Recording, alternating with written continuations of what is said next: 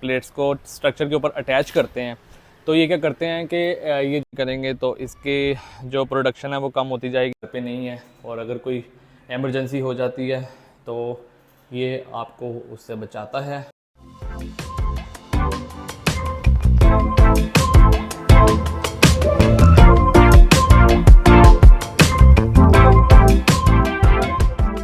अस्सलाम वालेकुम, welcome back to my YouTube channel.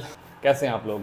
आज मैं छत पे आया हूँ आपको सोलर के बारे में एक ऐसी चीज़ें बताने जो ज़्यादातर लोग नहीं बताते, जिसके बारे में ख्याल करना बहुत ज़रूरी होता है और ज़्यादातर लोग नहीं बताते इस बारे में। सबसे पहली चीज़ जो ज़्यादातर लोग आपको नहीं बताते, इवन के सोलर वाले भी नहीं बताते, आपको गलत गाइड करते हैं। मैं हर एक की बात नहीं कर रहा, कुछ ऐसे सोलर वाले होते हैं जो आपको नहीं सही तरीके से बताते, बस अपनी जान छुड़वाने की वजह से वो आपको गलत गाइड करते हैं। तो उसमें सबसे पहली चीज़ ये आती है, जब सोलर लगवाते हैं आप तो उसका स्ट्रक्चर लगाने के लिए जब आप सोलर वाले आते हैं तो वो आपको क्या करते हैं कि ये सीमेंट लगा देते हैं इसके पिलर के नीचे और इसको बाहर ही लगा के चले जाते हैं। आपको लगता है कि बहुत काम मजबूत हो गया, लेकिन ऐसा नहीं होता।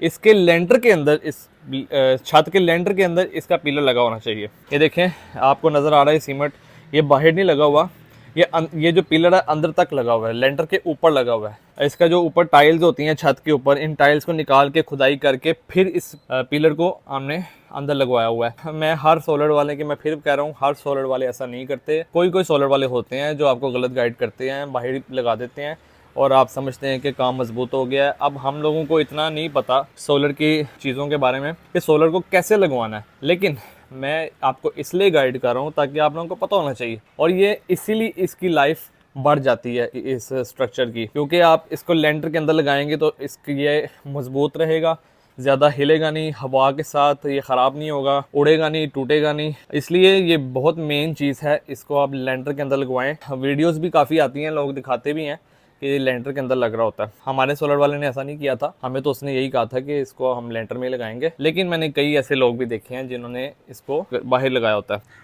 जब मैं लास्ट अपना व्लॉग बना रहा था और प्लेट्स को वॉश कर रहा था तो आपको याद होगा कि मैंने साथ वाली छत पे पानी चला गया था। तो वो जो मेरे नेबर्स की छत थी, अब वो भी खाली छत नहीं रही, उसके ऊपर भी अब एक सोलर सिस्टम लग गया है और इन्होंने भी 18 प्लेट्स का सोलर सिस्टम लगाया है 10 kV का, और इनका भी सेम हमारे वाला ही सिस्टम है और इन्होंने भी बहुत कम वक्त में सोलर लगवा लिया। दूसरी चीज़ ये है कि आप जब इसको वॉश करते हैं प्लेट्स को तो कहते हैं कि 1 महीने में वॉश करनी चाहिए, लेकिन मेरे ख्याल से आपको हर हफ्ते में करनी चाहिए एक बार वॉश, या फिर महीने में एटलीस्ट 2 बार तो वॉश करना चाहिए इसको। वो इसलिए क्योंकि इसकी एफिशिएंसी बढ़ जाती है। मैंने आपको लास्ट वीडियो में भी बताया था कि अगर आप इसको वॉश नहीं करेंगे तो इसके जो प्रोडक्शन है वो कम होती जाएगी। इसकी एफिशिएंसी बढ़ाने के लिए आपको वॉश करना चाहिए, और हर हफ्ते में इसलिए मैं कह रहा हूँ ताकि इसके ऊपर कोई दाग वगैरह ना जमे। जैसे ये देखें, ये हो रहा है, इसके ऊपर देखें बर्ड्स भी बैठते हैं, ये दाग बन जाते हैं, स्टेन्स आ जाते हैं, तो इसलिए आप इसको वॉश लाजमी करें।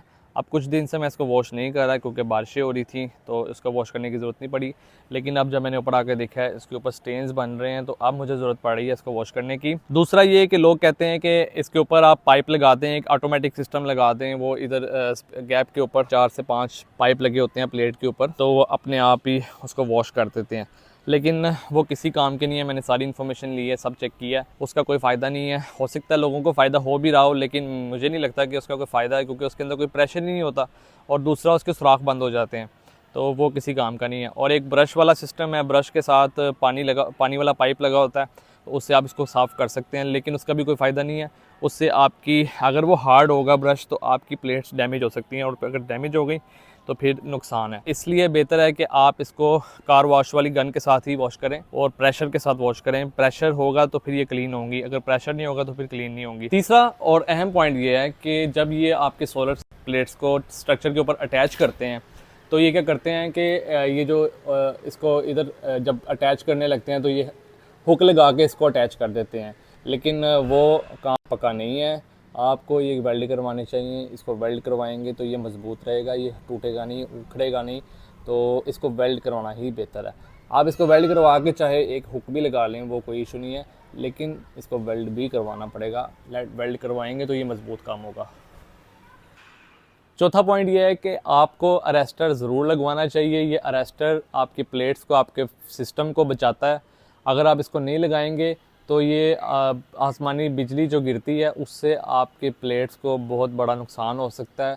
उससे बचने के लिए अरेस्टर ज़रूर लगाना चाहिए। कई लोग कहते हैं कि अरेस्टर लगाने की ज़रूरत नहीं है, लेकिन नहीं, अरेस्टर लगवाना चाहिए। कुछ भी हो सकता है, ये आपको बड़े नुकसान से बचाता है। पांचवा अहम पॉइंट ये है कि आप जब अपना इन्वर्टर लगाते हैं तो उसके साथ आप एक AFO का ये ऑटोफाइड बॉल आता है, तो ये आप ज़रूर लगवाएं, क्योंकि इससे इसकी सेफ्टी हो जाती है। खुदा ना खास्ता आप घर पे नहीं है और अगर कोई इमरजेंसी हो जाती है तो ये आपको उससे बचाता है। तो ये भी बहुत ज़्यादा अहम रोल अदा करता है आपके सोलर सिस्टम में, ये भी आपको लगवाना चाहिए। छठा पॉइंट ये है कि जब भी आप ब्रेकर्स लगवाएं, ब्रेकर्स आप खुद देख के लगवाएं कि आपके ब्रेकर्स अच्छी क्वालिटी के हैं या नहीं हैं, क्योंकि ब्रेकर्स के ऊपर आपका बहुत बड़ा लोड होता है। अगर खुदा ना खास्ता इनके ऊपर कोई लोड आ जाता है, ये जलने का ख़तरा होता है। तो इसलिए आपको खुद इसको देख के लगवाना चाहिए। ये वो होने चाहिए जो फायर प्रूफ होते हैं।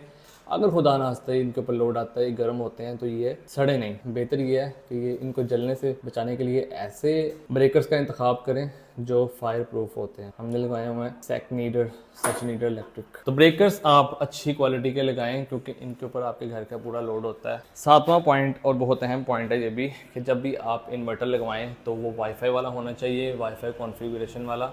क्योंकि वाईफाई अगर नहीं लगा होगा तो आपको कहीं पे भी बैठे पता नहीं चलेगा कि आप कितना प्रोडक्शन कर रहे हैं। खुदा न खास्ता आपके इन्वर्टर के अंदर कोई एरर आ गया है तो आपको पता नहीं चलेगा। वो अगर आपकी एप्लीकेशन होगी तो आपको उसी वक्त अलर्ट आ जाएगा, नोटिफिकेशन आ जाएगा कि आपके इन्वर्टर में कोई माल फंक्शन आया है, कोई एरर आया है, तो आपको उसी वक्त पता चल जाता है, आप अलर्ट हो जाते हैं।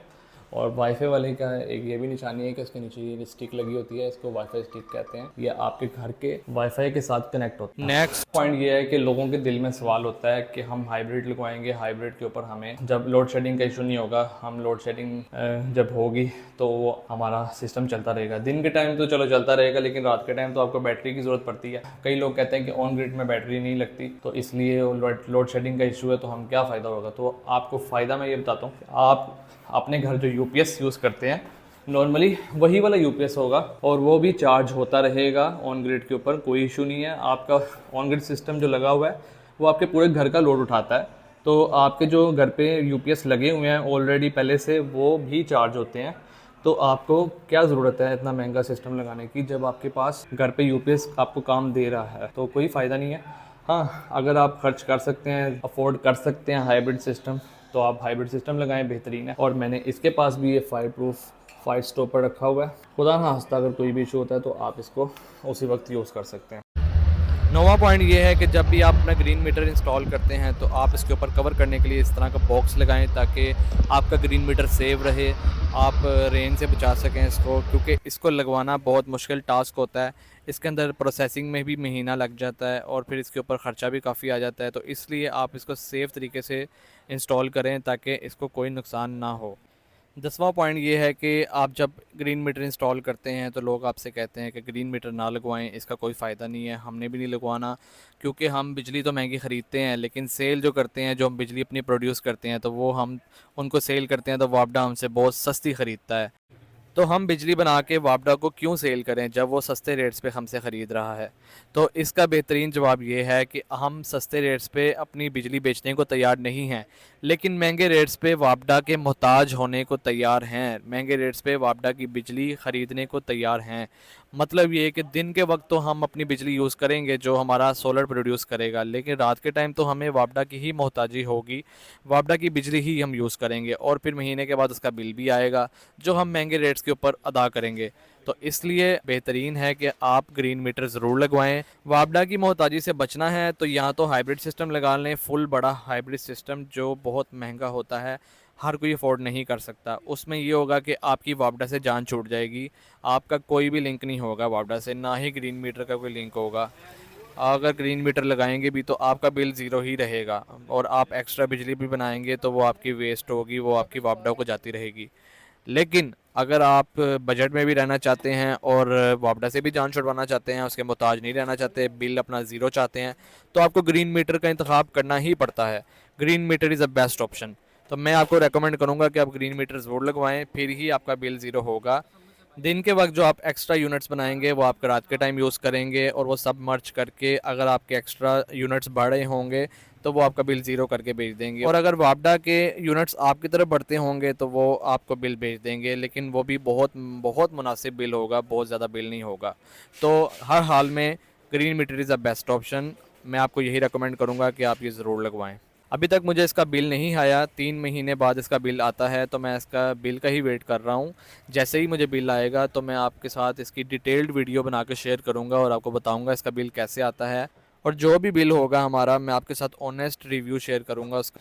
मिलते हैं इंशाल्लाह आपसे नेक्स्ट व्लॉग में, तब तक के लिए मुझे इजाज़त दीजिए। मुझे अपनी दुआ में याद रखिएगा। आपका अल्लाह हामी व नासिर हो। अल्लाह हाफिज़।